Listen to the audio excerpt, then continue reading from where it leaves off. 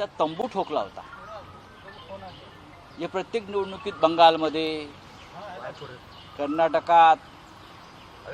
त्याच्यामुळे हा पराभव जर कोणाचा असेल तर कर्नाटकच्या जनतेनं मोदी आणि शहांना झिडकारलेला आहे.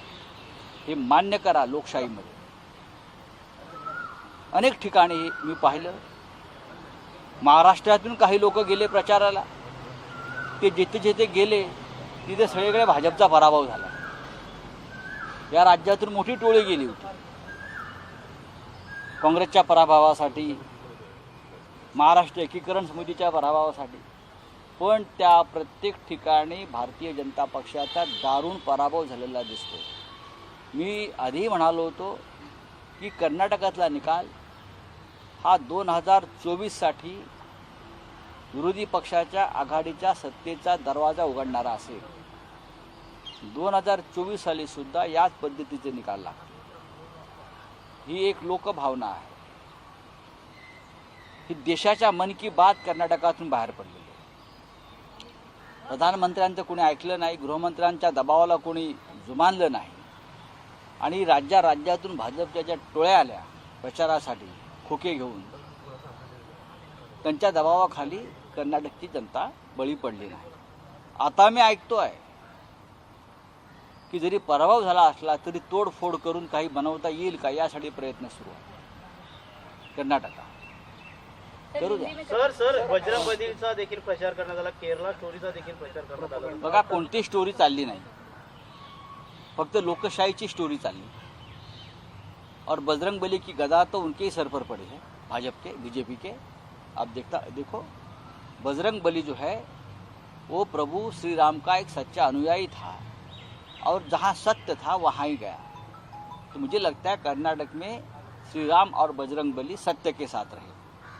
तो कर्नाटक चुनाव के परिणाम आ रहे हैं, उसको लेकर हिंदी नगर अवधि. मैं ये बता रहा हूँ कि हमने पहले भी कहा था कि कर्नाटक में किसी भी हालत में मोदी जी और अमित शाह जी का पराजय होगा.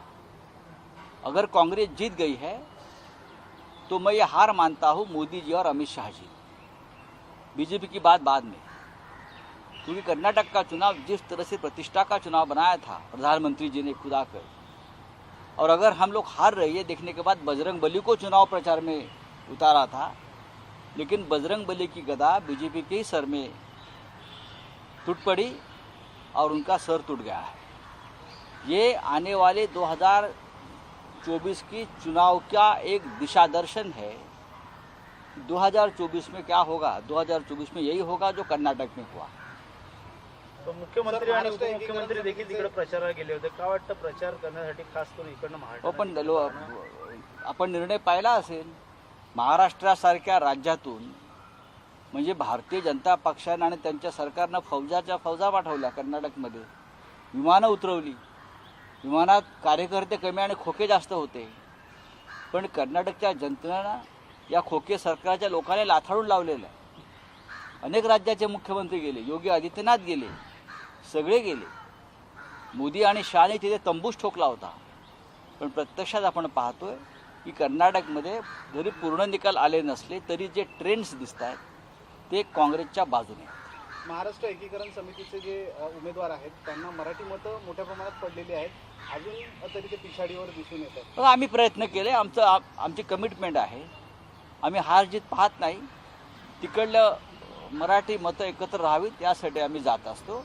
तरी आम्हाला आशा आहे की आमची एखादी सीट एकीकरण समितीची लागेल.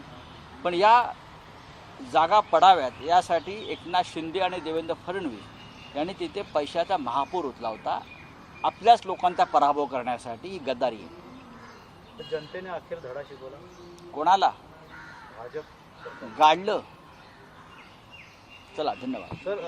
समीर वांगे पर सीबीआई की तरफ से केस रजिस्टर किया गया है. बहुत ड्रामा हुआ था महाराष्ट्र में, उसके बाद अब ये केस. ड्रामा हुआ था ना, सच क्या था उसमें? ड्रामा होता है. नवाब मलिक जी जो बात कहते थे और हम नवाब मलिक के समर्थन में थे, तब भारतीय जनता पार्टी के सब लफंगे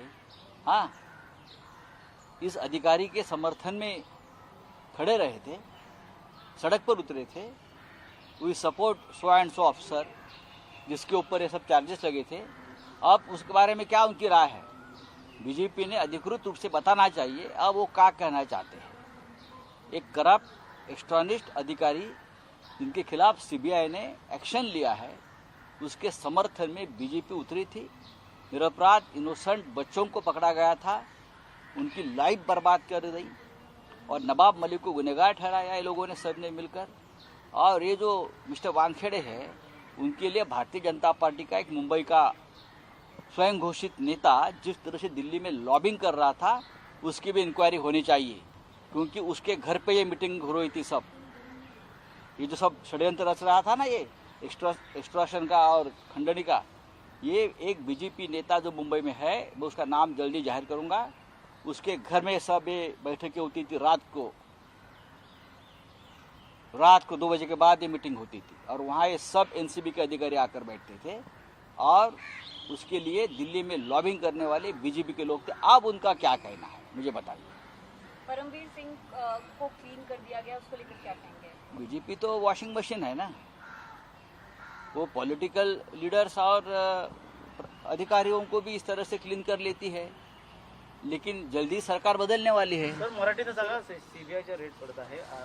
समीर वानखेडे असेल आणि दुसरीकडे निलंबित जे ते मागे घेण्यात आलं परमवीर सिंगचं. एक लक्षात घ्या, समीर वानखेडे एनसीबी हा बीजेपीचा ब्लू आईड बॉय होता.